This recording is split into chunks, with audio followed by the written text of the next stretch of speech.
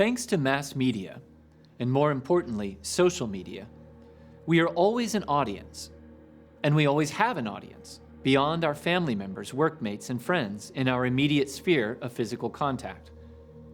We're free to listen to and watch whatever opinions we choose, and we are free to tell the world what we think and feel about this or that event. But who is really empowered when we click post? I'm Andrew Petiprin, Fellow of Popular Culture at the Word on Fire Institute. While most of us rejoice in the friendships we can make and maintain with people far and wide, we also know that the promises of technological communion with others can prove false. Sometimes all the connections available to us can make us stunted and sad, leaving us looking down and in instead of up and out. When we make use of the means of mass communication and social media, we must therefore hold fast to the very idea of what humans are made for. The Catechism of the Catholic Church puts it like this: the human person needs to live in society. Society is not for him an extraneous addition, but a requirement of his nature.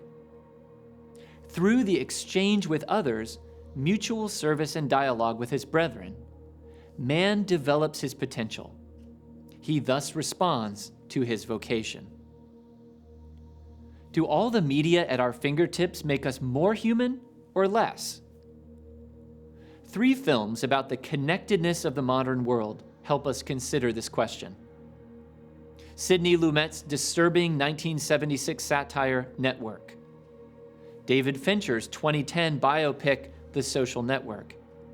And finally, Sean Penn's 2007 exploration of one man's attempt at total disconnection, Into the Wild. Each offers a vision of a networked world, and each ultimately forces contemplation of a deep, humane, and divine alternative. A society that no engineer can design. A network not built by human hands. Directed by Sidney Lumet and written by Patty Chayefsky, Network gives us a foretaste of the loud, polarizing media that we sadly regard today as commonplace. More importantly, Network introduces us to a man who thinks he is using the power of technology to free his mind and empower his audience to free theirs. But he finds instead that the real power is in the bucks to be made by those who would exploit him. The network is not for mutual human flourishing, but for the exploitation of those in control. Network stars Peter Finch as TV newscaster Howard Beale, who learns at the beginning of the film that ratings are down and he will be fired in 2 weeks. The bearer of the bad news is Howard's friend and network executive Max Schumacher, played by William Holden. The 2 men are old-timers in the news business, and they lament together over a boozy night out that times have changed, and not for the better.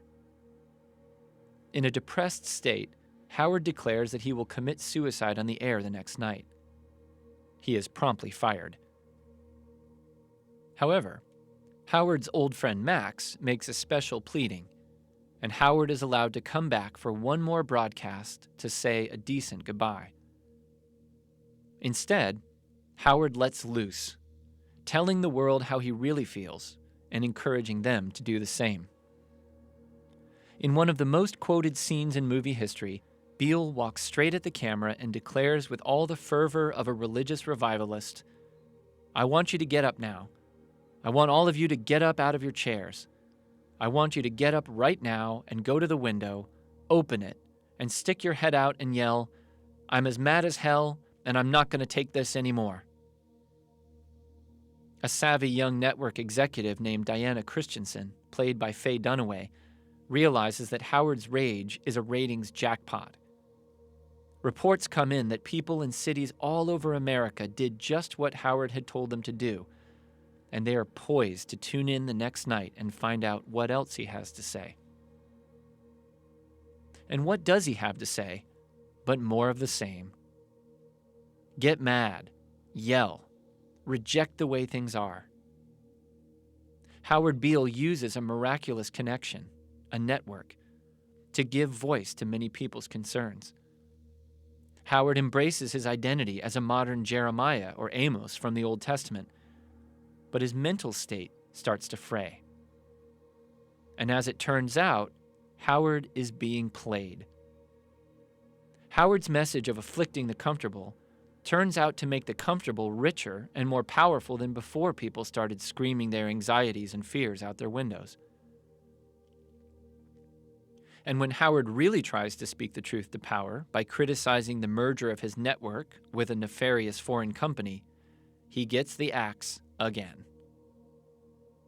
The president of the network, Arthur Jensen, played by Ned Beatty, lays down the law, railing at Howard. "You have meddled with the primal forces of nature, Mr. Beale, and I won't have it." Jensen elaborates. "We no longer live in a world of nations and ideologies, Mr. Beale. The world is a college of corporations, inexorably determined by the immutable bylaws of business. The world is a business, Mr. Beale. It has been since man crawled out of the slime. And our children will live, Mr. Beale, to see that perfect world in which there's no war or famine, oppression or brutality. One vast and ecumenical holding company for whom all men will work to serve a common profit, in which all men will hold a share of stock. All necessities provided, all anxieties tranquilized, all boredom amused. And I have chosen you, Mr. Beale, to preach this evangel." For Christians, the final word of Jensen's tirade is shocking. Evangel. Good news. Gospel. Howard is stunned too, and he responds to this perverse religious revelation with the cynical declaration, "I have seen the face of God." Howard plays his new part for a while until his ratings sink again. Then the network decides to have him murdered on air. It's another boon for ratings and another parody of real human interaction. The network proves to be a diabolical death machine. I'm old enough to remember a world before the internet. And I certainly remember the advent of Facebook and the onslaught of social media its arrival unleashed. Today, Facebook describes its mission like this: to give people the power to build community and bring the world closer together. But social media companies didn't start with such lofty goals. Facebook was launched in a Harvard dorm room in 2004 by Dustin Moskovitz, Eduardo Saverin, Chris Hughes, and of course, Mark Zuckerberg. Today, one of the richest and most powerful people on earth. According to The Social Network, directed by David Fincher and with a screenplay by Aaron Sorkin, Facebook began with juvenile and mundane concerns, helping college kids get dates. Jesse Eisenberg stars as Zuckerberg, a brilliant young man desirous of human interaction, but bereft of the empathy and generosity of spirit needed for deep, abiding relationships. The Social Network begins with a breakup scene, a breakup that serves as the fuel for Zuckerberg's whole earth-shattering project. Zuckerberg's girlfriend, Erica Albright, played by Rooney Mara, has had her intelligence insulted one too many times. She tells Zuckerberg, "I think we should just be friends." Zuckerberg replies prophetically, "I don't want friends." Erica replies also prophetically, "I was just being polite. I have no intention of being friends with you." Zuckerberg returns home from being dumped, cracks open a beer, insults Erica on his blog, and begins work on a website that would soon allow his fellow Harvard undergraduates to rate the attractiveness of one young woman's picture over another. Right from the start, we wonder what ultimate social good this social network will serve.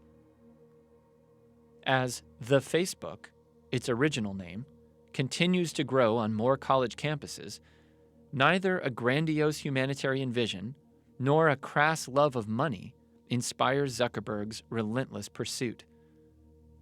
As we explore the backstory, The social network frequently pulls us forward in the timeline to legal depositions and arbitrations. The success of Zuckerberg's site has, it is alleged, come at the expense of stealing ideas from the athletic, gentlemanly, and rich Winklevoss twins, Cameron and Tyler, both portrayed by Armie Hammer. Likewise, Zuckerberg is accused of betraying his friend and co-founder Eduardo Saverin, played by Andrew Garfield. As the movie's tagline puts it, you don't get to 500 million friends without making a few enemies. But where's the love, that essential ingredient for real community? Jesus says of both love and friendship, no one has greater love than this, to lay down one's life for one's friends. It's a new friend, Sean Parker, played by Justin Timberlake, who prophesies what Zuckerberg's invention will really do. We lived on farms, then we lived in cities, and now we're going to live on the internet. Each of us with his or her own platform, each of us creating his or her own reality. In a manner of speaking, each of us his or her own pope. And behind it all is a young man who has riches he does not care about and friends that are not real.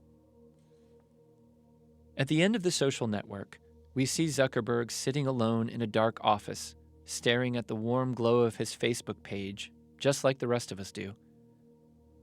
Missing from his enormous friend list is Erica, the girl who set Zuckerberg's quest in motion.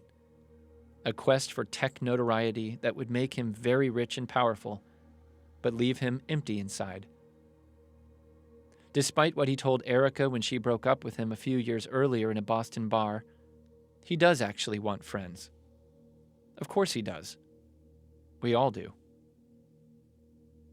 At last, Zuckerberg hesitatingly presses the friend request button, and the screen fades to black as he refreshes the page over and over again, awaiting a response.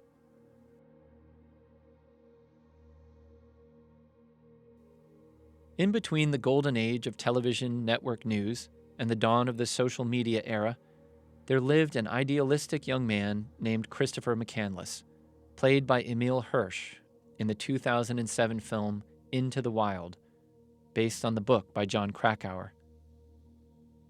McCandless graduates from college, empties his bank account, destroys his identity documents, adopts the pseudonym Alexander Supertramp, and disappears into America, alone.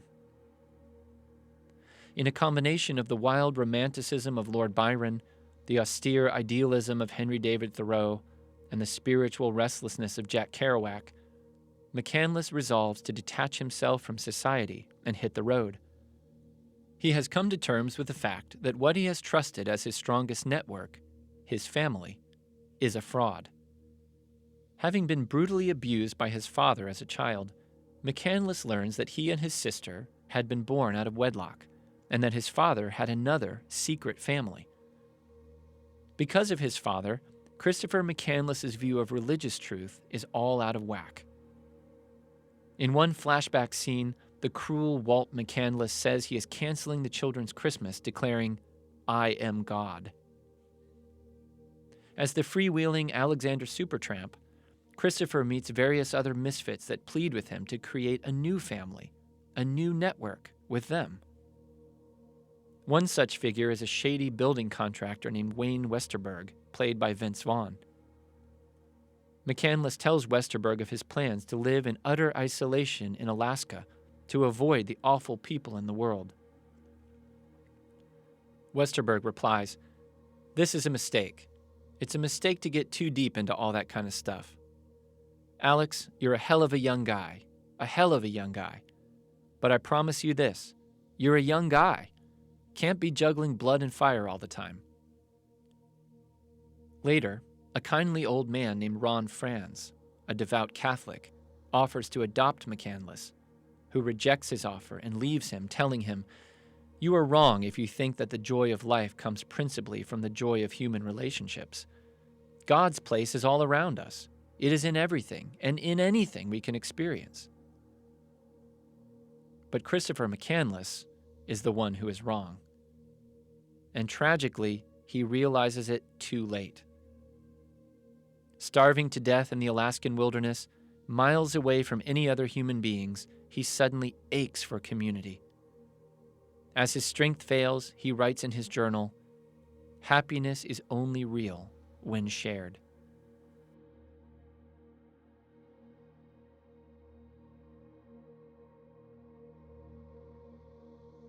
Finally, Christopher McCandless figured out what Howard Beale in Network and Mark Zuckerberg in The Social Network never do. We belong. We belong to God, and He has placed us in real, embodied, messy, beautiful, devastating, glorious social networks. We need other people, and they need us. It may not be the people we would choose to be around, and it's almost certainly not the people who are going to bring us good ratings, riches, or power. It's participation in society, not railing against it, not creating an alternative version of it, and not escaping from it altogether, where we find out who we truly are.